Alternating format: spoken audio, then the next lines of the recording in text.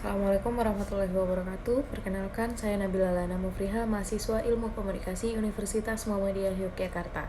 Peserta mata kuliah Metode Penelitian Komunikasi Kualitatif tahun 2024. Pada video kali ini saya akan menjelaskan tentang analisis naratif. Apa itu naratif?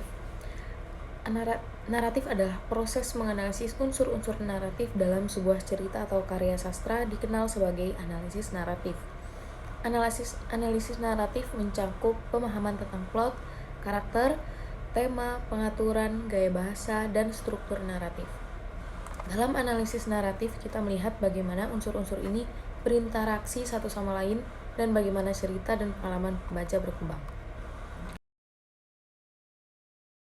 Kemudian ada naratif menurut Webster dan Metrova. Analisis menurut Webster dan Metrova adalah suatu metode penelitian yang intinya terletak pada kemampuannya untuk menggali pemahaman mengenai identitas dan pandangan dunia seseorang. Analisis naratif ini dilakukan dengan cara mengumpulkan deskripsi peristiwa atau kejadian dan kemudian menyusunnya menjadi cerita dengan menggunakan alur cerita. Dalam analisis ini, penelitian harus memasukkan suatu analisis tentang tema tertentu yang muncul selama proses cerita. Analisis naratif ini juga melibatkan validasi keakuratan laporan, seperti member checking, mentriangulasi di antara sumber data dan mencari bukti-bukti yang mendiskonfirmasi untuk menentukan kekuatan dan kredibilitas suatu cerita naratif. Selanjutnya di sini ada komponen analisis naratif. Yang pertama ada plot. Plot adalah urutan peristiwa yang membentuk cerita. Plot terdiri dari pengenalan, konflik, klimaks, dan resolusi. Yang selanjutnya ada karakter. Karakter adalah tokoh-tokoh yang ada dalam cerita. Terdapat karakter utama yang biasanya menjadi fokus cerita dan karakter pendukung yang membantu mengembangkan cerita. Selanjutnya setting atau latar. Setting adalah latar waktu dan tempat di mana cerita berlangsung. Kemudian tema. Tema adalah ide utama atau pesan yang ingin disampaikan oleh penulis melalui cerita.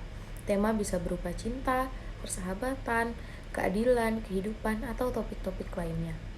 Kemudian teknik naratif. Teknik naratif ini mencakup cara penulis menyampaikan cerita, seperti penggunaan flashback, foreshadowing, dialog, dan monolog dalam cerita. Selanjutnya ada pendekatan analisis. Pendekatan analisis yang pertama adalah pendekatan struktural.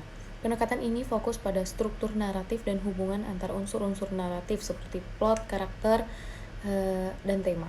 Kemudian pendekatan psikologis. Pendekatan ini menekankan pada motivasi, konflik internal, dan perubahan psikologis yang dialami oleh karakter di dalam cerita. Kemudian ada pendekatan feminis. Pendekatan ini memfokuskan pada peran gender dalam cerita dan menganalisis bagaimana cerita tersebut mempengaruhi dan mencerminkan posisi perempuan dalam masyarakat.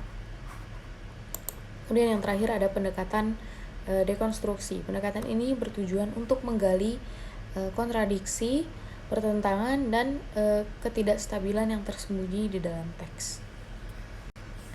Baik, itu saja yang dapat saya sampaikan. Kurang lebihnya mohon maaf. Assalamualaikum warahmatullahi wabarakatuh.